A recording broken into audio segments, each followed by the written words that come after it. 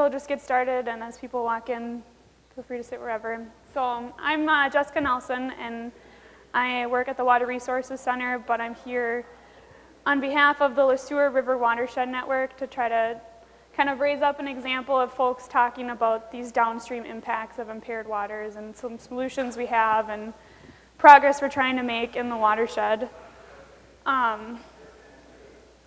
So to begin with, I am going to give a little background on kind of the watershed and some of the typical issues, and I think it's really characteristic of south central Minnesota, or southern Minnesota in general, so it might be review for many of you. But so here's Minnesota, and there's the Minnesota River Basin. I don't think I have a pointer, but Le Sueur River is right down there. It drains into the Blue Earth and then into the Minnesota at Mankato. So a little history is that glacial river Warren came through and then bounced off, and a lot of it kind of deeply incised parts of the Le Sueur River, so you have like these rapid grade or steep changes, and so the river is really active and migrating, and when we get big rain events, people really feel it, and they're losing a big chunk of their property. And then these three tiny stars are those nick points. And so those just identify areas where those big steep changes happen, and that a characteristic of that is a really actively migrating river that kind of wants to move because there's so much change and energy flowing through. And then as a result, you get people that homes are falling into the river and their backyards are sloughing, and just a lot of erosion issues. And you can see that whole area is draining to those three nick points, so there's a lot of energy and a lot of flow coming through. So a little background, pre-settlement conditions, it was pretty typical, a lot of prairies, some wood area, wetland areas, there's kind of those little pockets for where ponding occurred. And so now we have a lot of agriculture, and about 80% of our watershed is in agriculture, and 80% of that's in corn and soybeans, so it's a huge change, and the river's been trying to kind of adapt to that change, and about 60% of our watershed has altered hydrology to drain a lot of those wetlands once were to kind of accommodate for the new vegetation that's on the landscape. And so I think, from my understanding, there wasn't a lot of thought into how and when all that water that was once ponding is getting into this river, and so now we're kind of seeing a lot of channel widening and significant increases, and this is just kind of a reference slide. It's a little hard to see. So historically, or wetlands, the vegetation that's in wetlands and prairies, they're using up a lot of that water. There's that green line kind of peaks in that June time, and that we see a lot of precipitation then. And then it's typical of corn and soybeans to be using a lot of the water kind of later in the year when there's a little less precipitation. So there's also that change in when water is being used. And so I'm just kind of trying to set the stage to show how all this stuff affects these downstream people and these changes in landscape. So then we see kind of this is a confusing graph for many people, and myself. It took me a while to read it, but so these points are when water quality samples were taken, or flow samples. And the green line shows the flow that was measured in the river at that time. And so in June, we have this huge peak of water in the river because a lot of the vegetation on the land isn't really using it then, and we want to get it off as fast as we possibly can. And then when we do get another, and so the blue lines is precipitation, and so we get a little bit of rain here, and the river just shoots up. And then later, when we get more rain, we have these really low base flows because the corns and the soybeans are sucking it up, and that's when they want it. And this is taken from the Minnesota Pollution Control Agency, and it's part of their monitoring program for the watershed. So when you get this change in vegetation and add it to this change in hydrology that we've developed in the watershed, and a predisposed want to erode because of those nick points, we get impairments because the water's not getting treated for those nutrients in the sediment like it used to. And we get a lot of channel widening issues, and this is another kind of crazy graph to look at. It's comparing 1855, the Public Land Survey measured channel widths, compared to 2012 stream widths. You see a majority of these streams have widened significantly. Like in 1855, a particular one was about, I think, 10 feet, and now it could be 25, some of them. So it's big change because there's a lot of flow coming down it.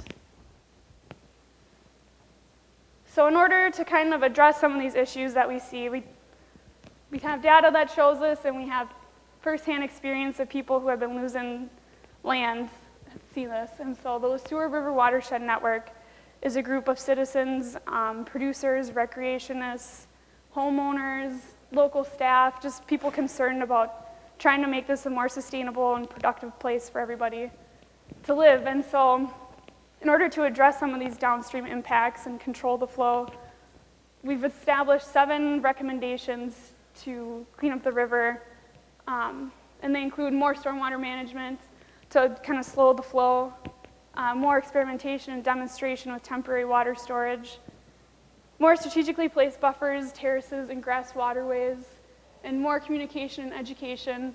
I think when we started, we were, slow the flow, more stormwater management, more experimentation. What are other options we have to kind of mitigate for all the water going down at once and affecting people? But what we really need to work on is this more communication and education among the watershed residents, because there's a lot of misperceptions and ideas of what's happening and how we can fix it. So that's kind of where we're at right now. And then also reducing that red tape and more river channel maintenance of major snags and more stream bank and ravine stabilization.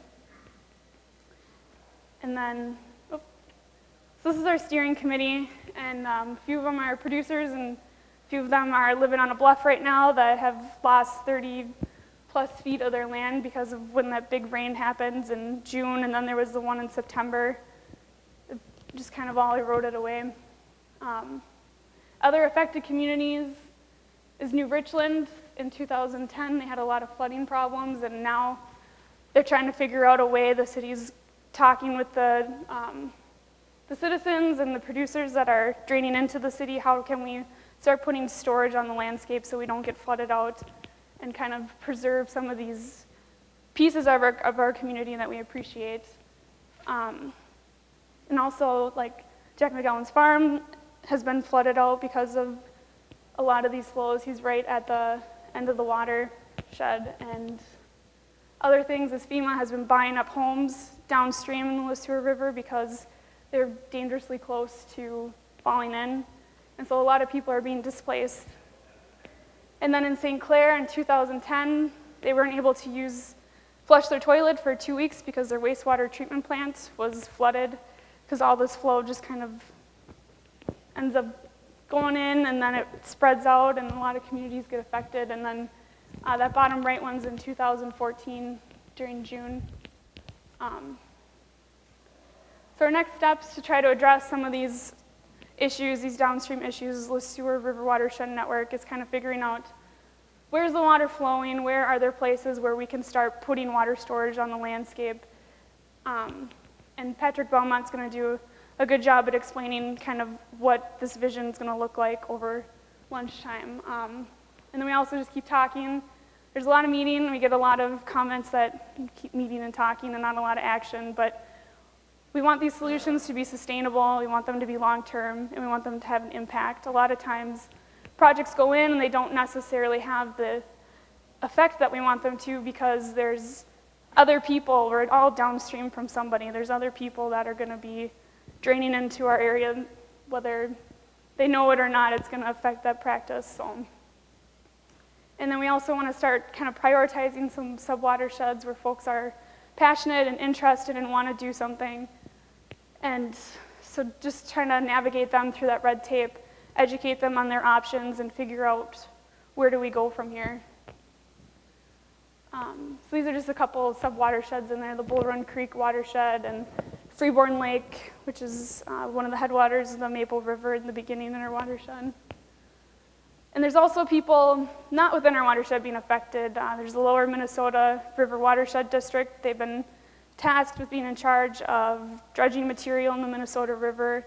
And so they've been looking at a lot of the high sediment loaders across the whole basin and how can we work together to try to reduce that. And there's also, I think most people have heard about the Lake Pepin Legacy Alliance and their concerns they have, and that lake is just a huge part of their community, and they're really concerned. So folks making a difference is INS Group and Pat Duncanson out in Mapleton with CD57. They're talking about that right now, and that has been a huge impact and a great example on how multiple landowners can come together to try to find a way to integrate different practices in a drainage system when making improvements. There's also the Faribault County Soil and Water Conservation District. They host a community partners mini grant to encourage stormwater practices and educate citizens on what that looks like. And Freeborn County is working on a lake reclamation project because they know downstreamers don't want all that nutrients coming into their area. They want clean water.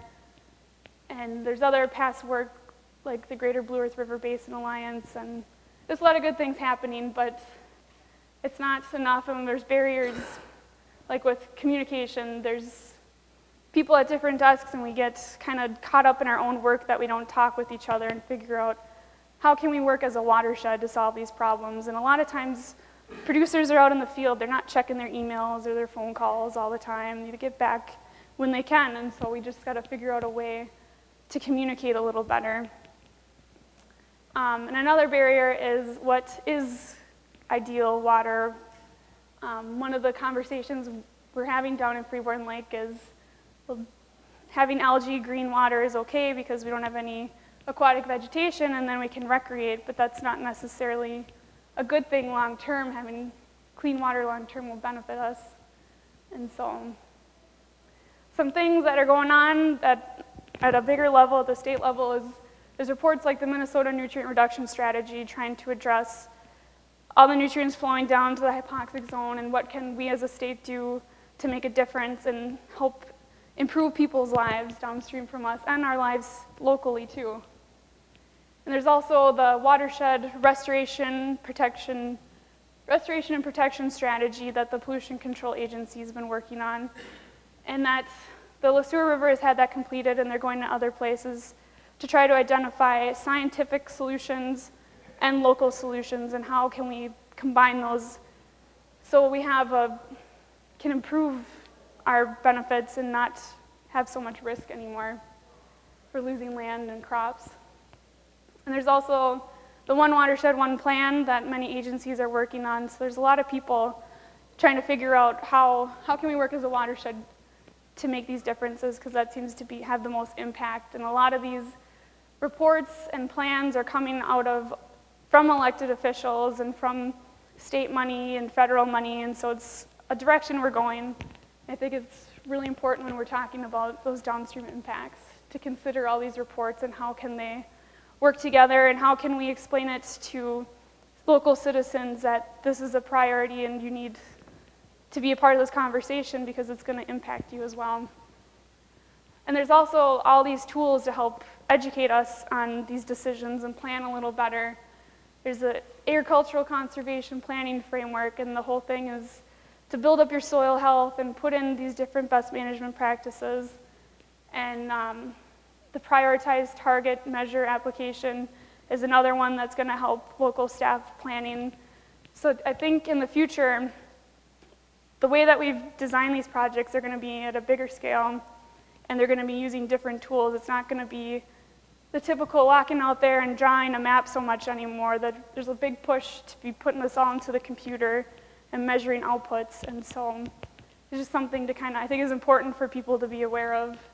And there's also things that can help us identify how do you reduce nutrients. There's the nitrogen BMP calculator and the phosphorus BMP calculator that are being developed, and also linking water storage practices, and so these all can be compounded while we're making these plans at the watershed scale to just meet those reduction goals and help benefit everybody. There's also this collaborative for sediment source reduction, and that's something Patrick Belmont will be talking a little bit more about. And I'll briefly touch on his vision for the Le Sueur is to put 4 to 8% of the watershed into storage somehow, and then at the local level decide where we're going to put it, how big do we want it to be, and how deep do we want it to be. And so we have a whole suite of BMPs to choose from, and we have a lot we can do to work with them. Things we can do are cover crops, conservation tillage, water and sediment control basins, and I'll just kind of fly through these. A lot of these are going to benefit for water storage and slowing the flow so that people aren't losing their homes and we're having clean water and we can flush our toilets and stuff like that. And one thing is saturated buffers, and Nathan following me is going to talk a little bit about these, and I got to see one get installed yesterday, which was pretty interesting. So where does all this information and planning and tools leave us? It's pretty overwhelming to think about, but in my opinion, it leaves us with an open door. We can, if we're all part of the conversation, it can be a shared vision moving forward. And we have a better handle and idea now on where nutrients are going, where sediment's coming from, and now we can just continue to work together and just walk through it. And so, do you have any questions?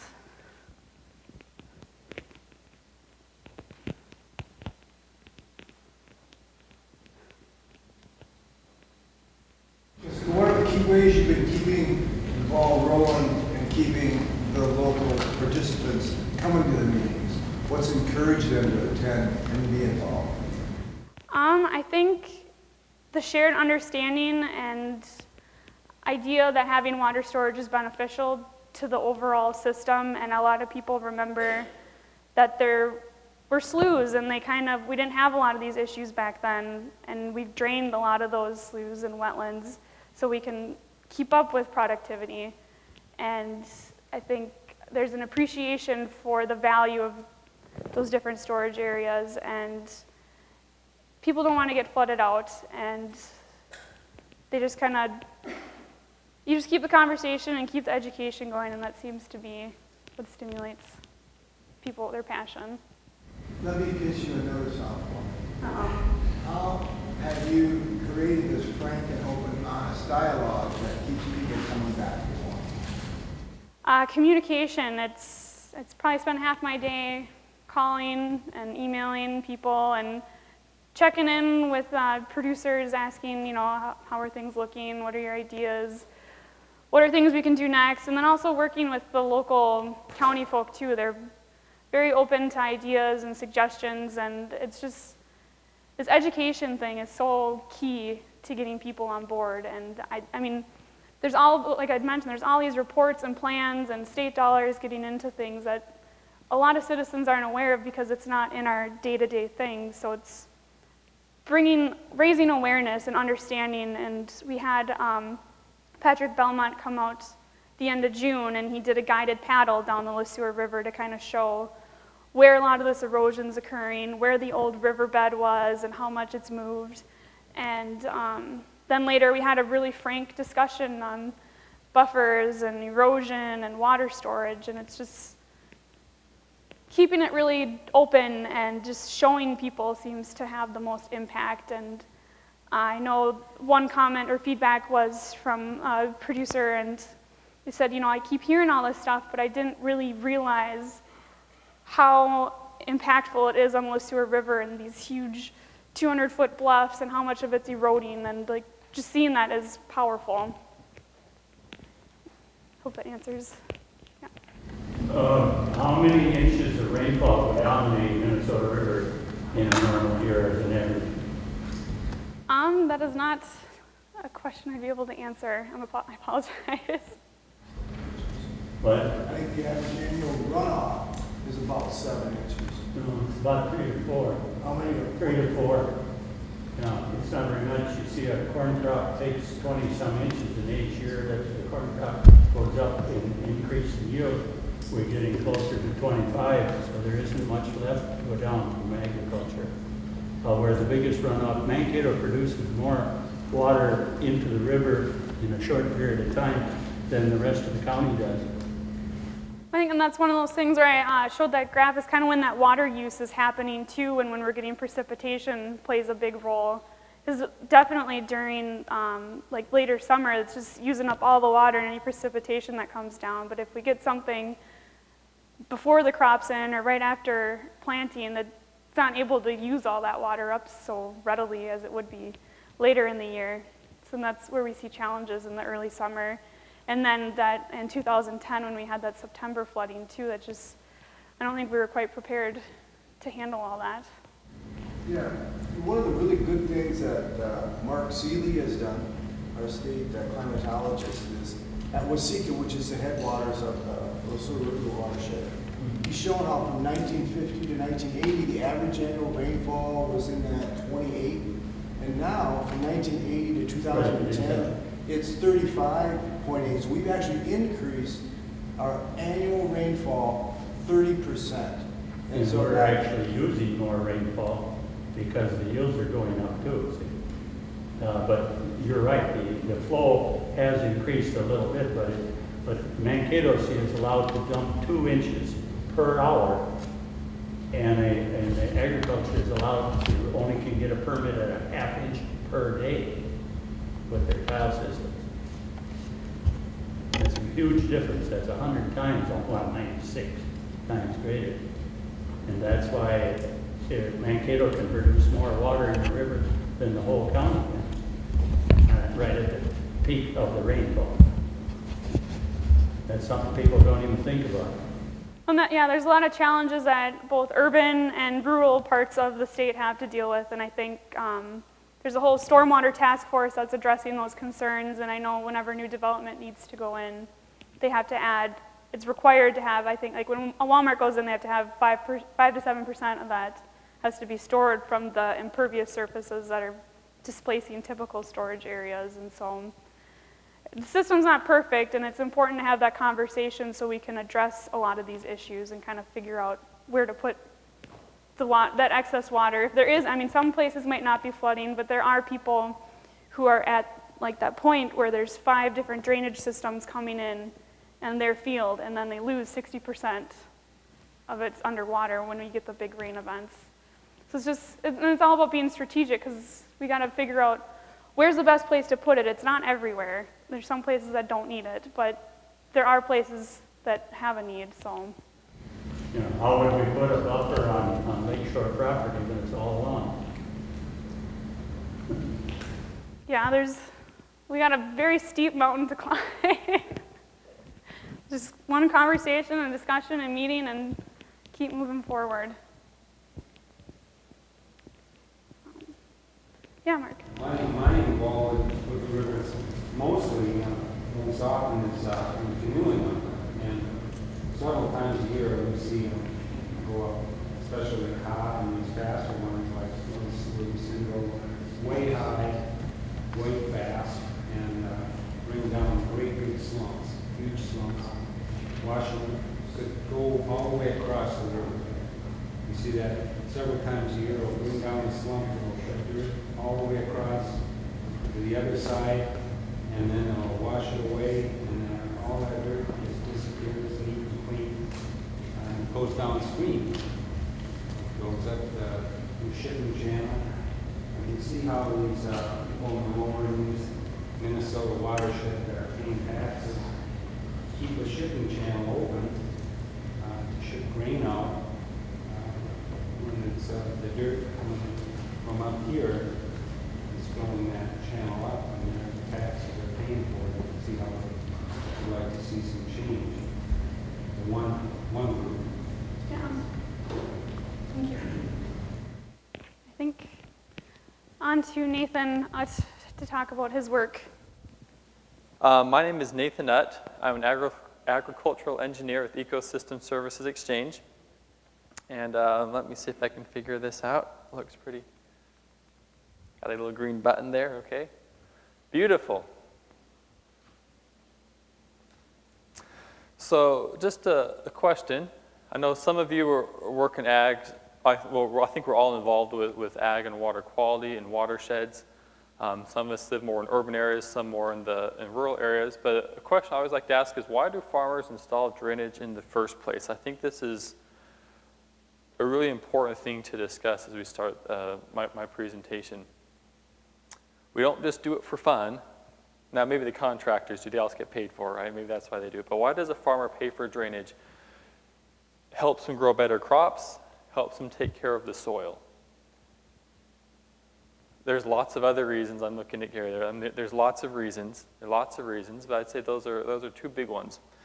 And that farmers are willing to spend their hard-earned money to put tile in their ground. But drainage also has an impact on water quality. And I'd say as a representative of the drainage industry, I'd say we recognize that. I'd say most farmers out there, I can't say all because there's probably one or two that are holding out, but I'd say most farmers recognize there are offsite impacts. And what I like to think of us as doing, what I like to try to do is help farmers, I guess, become good stewards of their land. In order for a farmer to keep his farm for his lifetime and his next generation, the generation after that, they have to make good decisions within the field to make sure they can keep their farm economically viable. So they need the drainage, they need to keep improving their yields, becoming more efficient with their resources, but they also need to become more efficient and better stewards environmentally. So I think in agriculture we have a really tough challenge that's facing us with growing population in the country and across the world, with less farmed area due to urban sprawl. We have to be producing more food per acre. At the same time, there's greater pressure socially, which I think is good, to be more, to have less environmental impact offsite. So we're having to produce more and have less offsite impact. So I'd say that's a huge challenge that we're facing as an agricultural industry. And I'd say that's a challenge that we have many involved or who are anxious to meet that challenge. And I think we have some great scientists in the country who are working on how to tackle those issues from both sides and kind of meet those needs of society. So we live and work in a drain landscape here in Minnesota. So what can we do to protect water quality while still ensuring we have excellent growing conditions? We can still grow a good crop year after year. A little introduction. So I work for Ecosystem Services Exchange. Founded in 2010. We're looking at more or less market-based solutions to conservation. So how can we always talk in these meetings, we talk about all these different conservation practices that are out there, things we can do. My job is to take it from idea to implementation, to actually get these practices installed on the farm. I work with farmers and contractors to actually help them install conservation, to make sure we can actually make the changes in the watershed that we need. We're certified service providers for the NRCS. We can provide technical support for farmers and landowners who can still then get some cost share through EQIP to help them pay for it. And we're also working to develop nutrient trading markets, flood mitigation, banking, those sorts of things as additional revenue streams to help pay for conservation outside of federal and state dollars. I'm also here representing the Ag Drainage Management Coalition, which is basically a group of folks from the drainage industry who got together, all recognizing that there are water quality impacts from drainage. And as an industry, we don't want to just turn a blind eye and pretend it doesn't exist. We want to be proactive in helping find and implement solutions to help our farmer customers be better land stewards environmentally. We partner commonly with USDA and with other universities, such as University of Minnesota here locally, in working on research projects and also implementation of these drainage practices, because we want to make sure that farmers have all the tools they need to be successful. So there are, I'd say, four main practices when I think of water quality and tile drainage in particular. Drainage water management and sub-irrigation, I'm kind of going to lump those together in my presentation. Saturated buffers, which is a new practice that I'll be talking about, and the denitrifying bioreactors, and I'm not going to spend too much time on those with you this morning, just because I only have, if they give me like 3 hours, we can go into great detail and it'd be fun, but you guys don't want to do that. Maybe we can talk about it later, so I'll stick to these ones. So first, drainage water management and sub-irrigation. I'm not sure if any of you have heard, I know some of you have heard of this practice. I'm not sure how familiar all of you are with it. But the basic concept is you only drain what you need when you need to drain it. Going back to what Jessica was talking about, I think our first line of defense as far as not to water quality and the water quantity issue is you keep all the water in the landscape that you can to avoid some of the flooding issues downstream. So let me step you through basically how it works. So you have your tile drain system that outlets into your creek, and that drain is, it's gravity flow, and it works 24/7. Anytime there's excess moisture in the soil, it's going to flow out into the stream. So what we do is we place a control structure near the outlet or in strategic locations within the field, and then during the winter time, when perhaps you don't need the drainage, then you can hold back extra water. Now here in Minnesota, because you tend to freeze up really good, we sometimes modify that management in the wintertime, so maybe we actually drain it out in the fall and then make sure the boards are shut off, so that way when the spring flush hits, we're keeping that water there. So the management will vary depending on the region and depending on your goals. Basically hold back all the water you don't need when there's no crop. Bring it right up to the surface in some instances. In your pothole regions, maybe even flood the potholes. Have more storage capacity there. In the spring before you plant, you open up that control structure and you drain that field out, and usually within, depending on how good your drain system is, within a week or two, sometimes 3, your field is as dry and trafficable as if you'd been draining all winter long. You have a nice seed bed, you get planted, get your crop growing, and then during this growing season, you can put some of the boards back in your structure, maybe raise water table up a little bit, still make sure it's down deep enough you don't flood out your roots. But now there's extra water that's potentially available for the crop. And so you can have potential for a yield increase. And then during the fall, while you're harvesting, maybe pull those boards out again to make sure you don't get your combine in the field with wet conditions and cause compaction issues and breakdowns and other issues. That's basically how drainage water management works. Why do we do it? Basically, less tile flow means you have nitrate in that tile water. So if you have less flow, you have less nitrate that leaves the field, very simply. Potential for improved crop yield. Other benefits, you can use flood mitigation. If you're able to actually, depending on your topography in your field, you can even use these systems to induce shallow sheet flooding, so improved water habitat for migratory waterfowl, all sorts of things. Lots of benefits to it. And really when I think about it with these systems is farmers are trying to manage every other input on their farm. Water is the most important input they have for crop production. If you aren't so sure about that, just look at a wet year versus a dry year and you'll see big yield swings, even if they did everything else the exact same. Water is critical. And so what we're trying to help farmers do is manage their field more to an optimum water table. During the fallow season, they can bring it up to the surface. During the growing season, kind of make sure the water is down just below the root zone, but still some capillary rise so they can feed the roots, and then bring it down lower for planting and harvest. With the drainage water management system, you can take it one step further. There's some other slight modifications, but basically you take the drainage water management system, you can now pump water into it and use it for sub-irrigation, which means you're actually using that same tile system you had installed for drainage is now your water delivery for irrigation. And so you're actually able to make sure, right, that you always have the perfect water table for your growing conditions. So the water quality benefits are the same for drainage water management, sub-irrigation, but the yield, so that the on-farm benefits, the yield benefits are a lot higher for sub-irrigation. And I'll talk a little bit more about on-farm, off-farm benefits a little bit later in the presentation. Drainage water management, I'd say, of the practice I'm going to talk about is the most particular. You have to have the right field and soil conditions. You have to have a flatter field, more of a uniform slope. It doesn't work everywhere.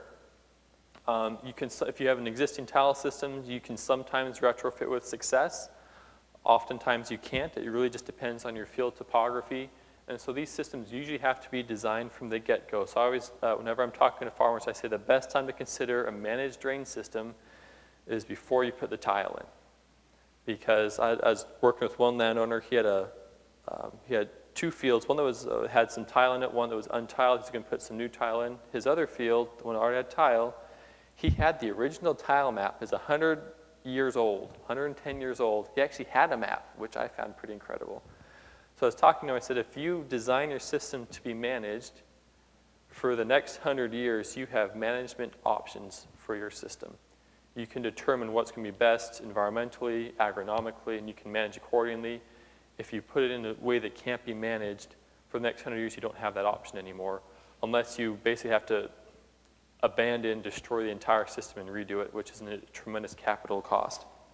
So really, the message I always try to share is from the get-go, you want to plan ahead and plan for management. So that's reservoir management. I know this is really quick. I got only a little bit of time. Saturated buffers.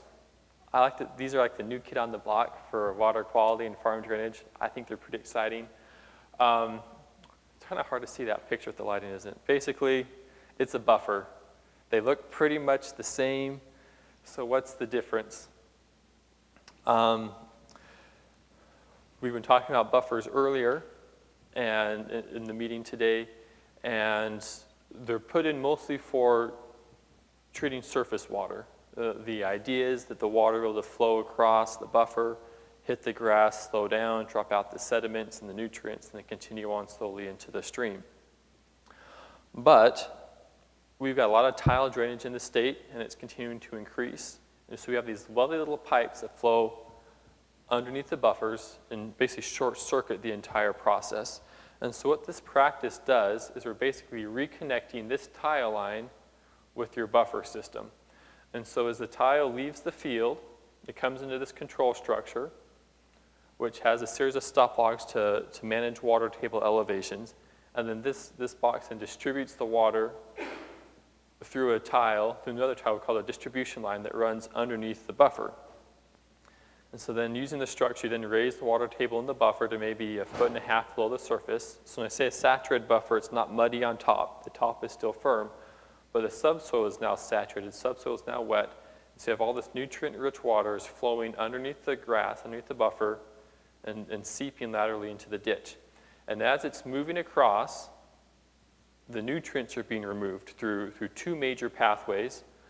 The first would be plant nutrient uptake, right? So you have all the grass there, the perennial vegetation, the trees, whatever it is, that's soaking up the water, soaking up the nutrients in that water, and you're getting rid of the nutrients that way. So that's one pathway. The second pathway, which we think is the more dominant pathway, would be denitrification. Basically, you have little microbes that eat the carbon in the soil for food and the organic matter. That's their food source. They breathe in nitrate. They breathe out nitrogen gas, which is 70% of the atmosphere anyway. And there goes your nitrate. It works wonderfully. So that's the concept. Does it work? Well, that's a big question, right? So about 5 years ago, a pilot site was installed in Iowa. Tremendous results. As the water was flowing through the buffer, it was going from about 15 to 20 parts per million nitrate down to below detection of 0.03 parts per million, so essentially 100% removal within about 30 feet of buffer width. They were able to divert about 50 to 60% of the tile flow through the buffer. So that's about a 50, 60% reduction in total nitrogen load leaving the field.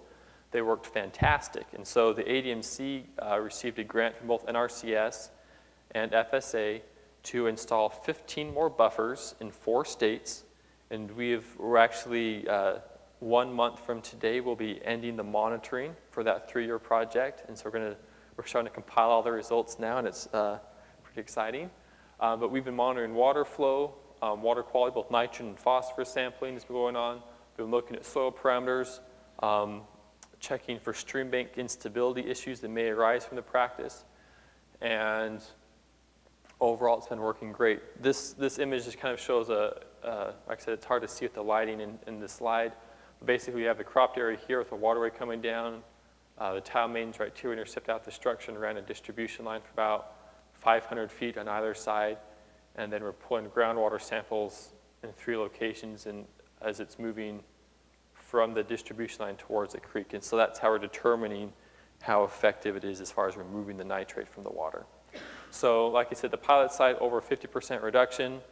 At our demonstration sites, if you would give me a few more months, I'll give you the reductions at all of those. The report will be due, out at the end of the calendar year. But we haven't been seeing reductions quite down to 0 like the pilot site. It's only getting down to 2 or 3 parts per million. I still think that's pretty good. The water coming in from the tiles ranging from anywhere from 10 to 25 parts per million on average, depending on the site and the farming practices. So this practice is proving to be very effective at removing nitrates out of the water as it leaves the system. Now I talked about drainage water management is very site-specific. You have to have the perfect topography in the field or really good topography in the field in order to fit the practice into it. This practice can go in a lot wider variety of places. Basically, as long as you have, I say there's three conditions. You have to have a buffer, a tile outlet, and I call hydraulic gradient. Basically, you have to have a place for the water to move into, such as a neighboring ditch. With this practice, you don't care if the field is flat or sloped. That's not such a big deal. The main part is you want to have a buffer that's at least 45 feet wide, well-established vegetation, and it needs to be flatter along the ditch. So if you've got a 1,000-foot long buffer and it's within a few feet elevation change, which happens quite often in this state, then this practice could work in that area. Some other conditions, basically the main thing is if at this point, we're in generation 1 saturated buffer, really deep ditches, we're trying to avoid those right now because we're concerned about bank instability. However, we have ideas on how we could potentially engineer around that. We just haven't had an opportunity yet to test those ideas. The other thing to keep in mind is if you've got a sand or gravel lens or predominantly sand or gravel subsoil, the water will essentially flow too fast through the buffer to be treated. And so we're trying to avoid those sorts of soils as well. So as you're out in your farms, out in your landscape, in your area, these are things to look for when you're thinking about saturated buffers and if they're going to be a good fit for the water quality. Oh, what's nice is, what I like about this practice is it takes that buffer with the wildlife habitat that it provides, the surface, potential for surface water treatment it provides, and now you're adding another layer of benefit to the buffer. So you're making it even more valuable and even more effective in meeting water quality goals. So you can go broke doing the right thing, right? Farmers need to be good stewards financially in order to keep their farm in their family and to keep it going. They also need to be good stewards environmentally. So how does it work? Just really brief on a highlight here is with drainage water management. I guess if you go from drainage to undrained to drained, in Ohio, in this Ohio study, they had a 25 to 30 bushel per acre yield increase for corn, another 7% yield increase on top of that for controlled drainage on average. Some years there's none, some years there's more. And then sub-irrigation sees another 25 to 60 bushel per acre increase for corn. So, right, so that's one way you can pay for conservation is if there's an on-farm benefit, the farmer can say, well, okay, it's going to cost you this much extra per acre to install a managed drain system. I'll be able to pay for that extra cost in the next 5 or 10 years with my investment, and they're okay with it because they can afford to do it. So I think drainage water management and sub-irrigation, you have that potential there for there's potentially enough of an on-farm benefit to help the farmers adopt it. Drainage water management, there's not always that guarantee of an on-farm benefit, and so cost share dollars, financial assistance from the state helps farmers overcome that barrier, especially as it's a new practice, and optimal management techniques aren't quite there yet as far as helping them know how to get the most yield return from it. Just really quickly, this is showing sub-irrigation yields versus regular drained yields, and this is stabilized yields for farmers means to stabilize, well, it's helpful. They can plan ahead. So it's, once again, this comes back to on-farm benefits are needed to help farmers pay for it, right? They want to do the right thing, but they have to be able to pay for it somehow, and this kind of demonstrates there is one way farmers can help pay for conservation. But there's lots of off-farm benefits, right? And that's why we're mostly here, right? We want the off-farm benefits, because it may not be our farm. So saturated buffers and bioreactors, which I haven't really talked about too much, they are great for improving water quality as it leaves the field. There will be some water that will bypass the system in high flow events, but they really do a great job. We're looking at, like I said, bioreactors are maybe a 30 to 50% reduction in nitrogen that's leaving the field. Saturated buffers, we're seeing over 60%. Drainage water management, sub-irrigation, depending on how it's managed, the 30 to 60% range is typical. We've seen systems that have a much higher reduction in nitrate, depending on, once again, weather conditions and management for the year.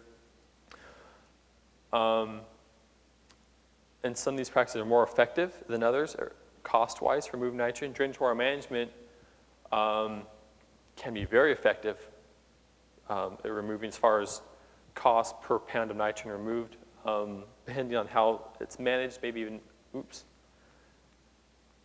There we go, right one. Maybe as cheap as 50 cents a pound, pretty cheap.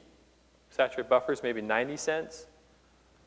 Very effective. Bioreactors are more in the $2 range, I believe. Wetlands are higher than that, depending on how long you think the lifespan of the wetland is. These are definitely much cheaper than a lot of, I'd say, industrial processes. So these are really cheap ways of removing nitrogen and improving the water quality in our watersheds. So just to wrap things up, saturated buffers, they're a new practice. So far, they've been working great. Like I said, at the end of the year, we'll have a report out that will kind of demonstrate how effective they've been across the Midwest. Saturated drainage water management, sub-irrigation, provide not only the off-site water quality benefit, but also potential for on-site, on-farm yield increase. But with any of these systems, the important thing is they have to be designed right, installed correctly, and managed properly.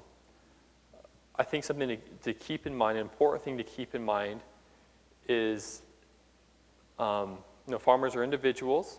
They all have different goals for their farm, different things they like, different comfort levels with different practices.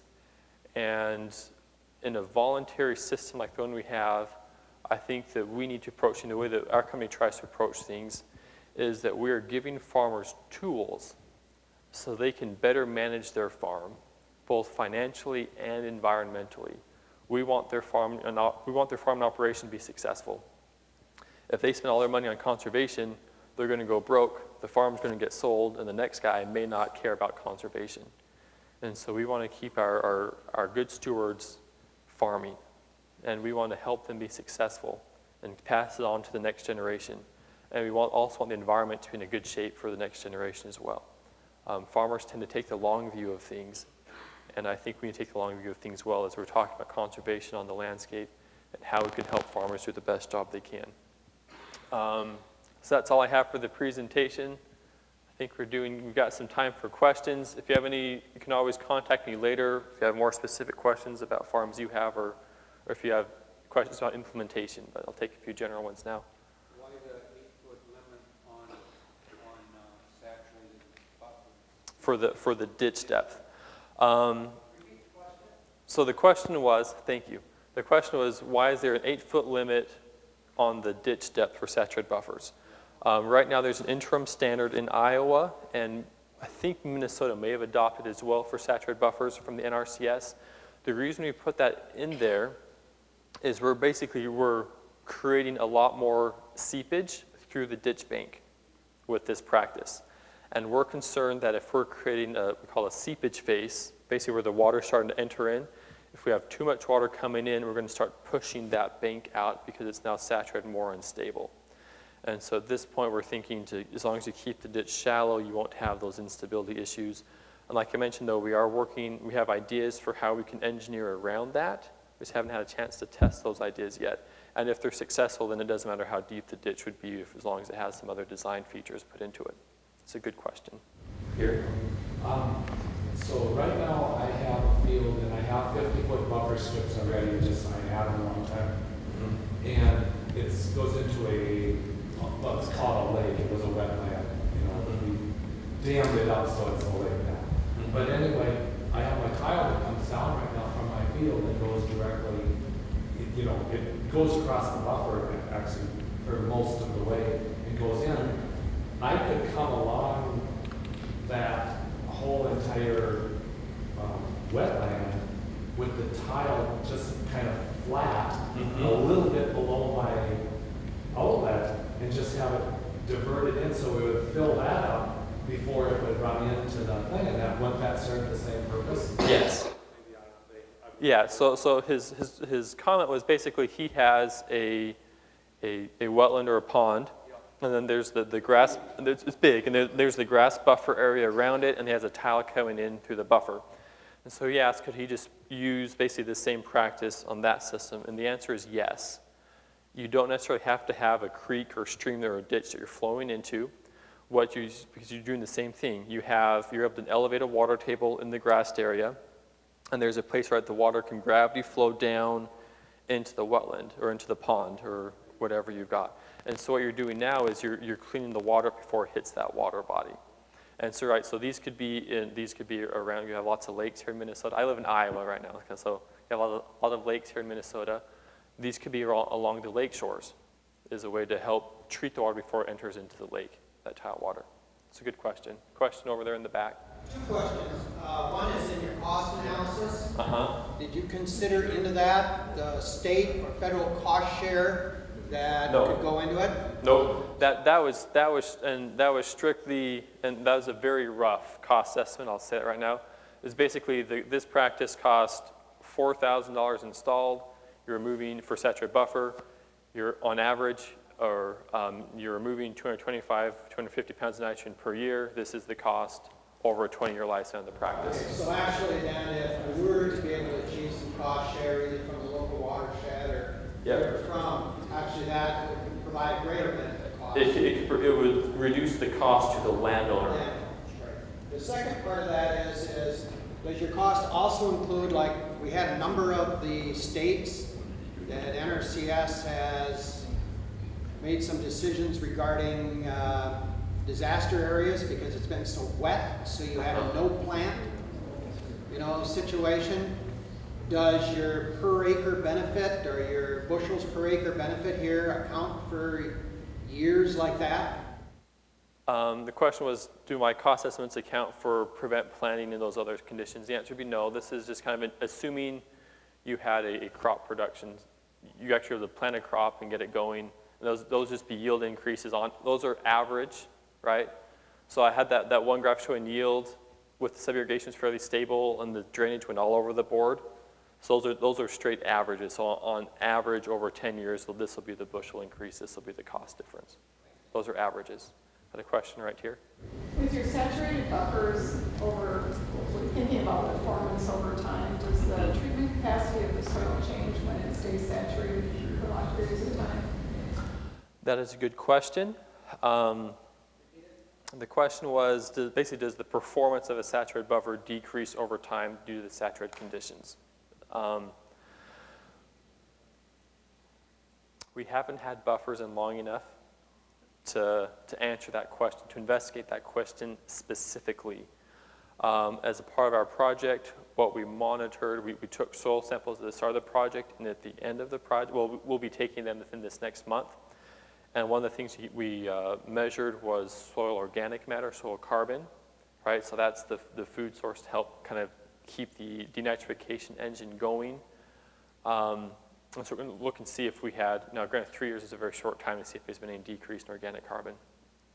I don't anticipate there being a big decrease, a significant decrease in production over time.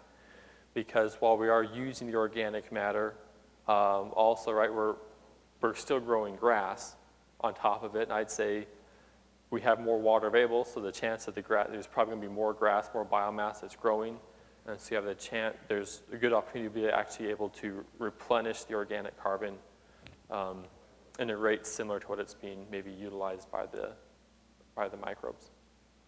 Does that answer your question? Question here? So you had a 45-foot minimum buffer strip width. Yes. Where did you come up with the foot? Did you do testing on, because Minnesota now we have to put 60.5 foot. Yeah. Mandate. You can go to 33 feet, get CFP.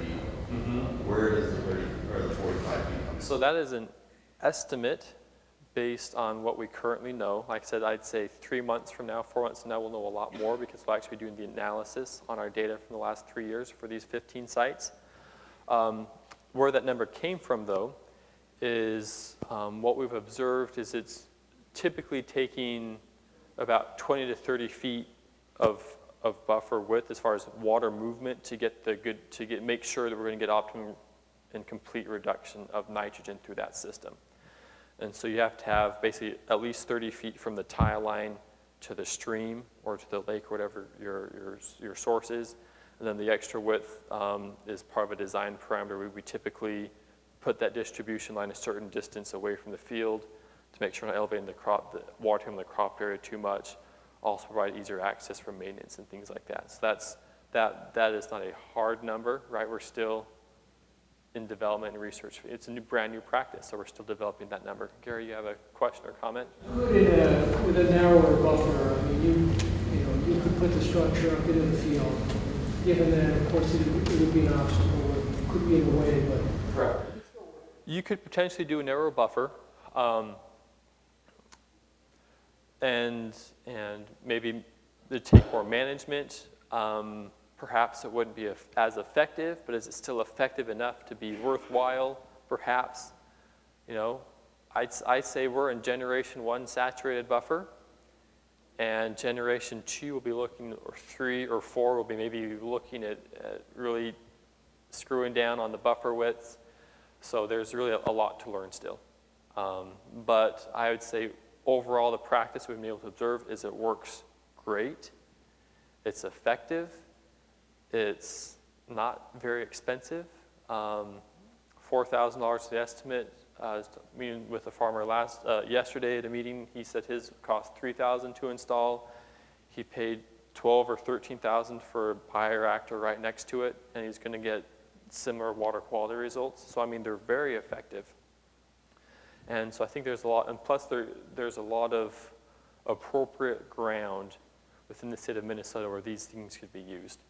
And so like I said, we don't know everything yet. There's still kinks to work out of the system, but I look forward to learning more and to seeing them adopted across the landscape. So I think that's all the time we have for questions. I've been told we're to cut it short. So if you have more, come talk to me later. I'll be around the rest of the day. I have my business card and some brochures up here on the front table if you want to be able to get in touch with me later. Thank you, everybody.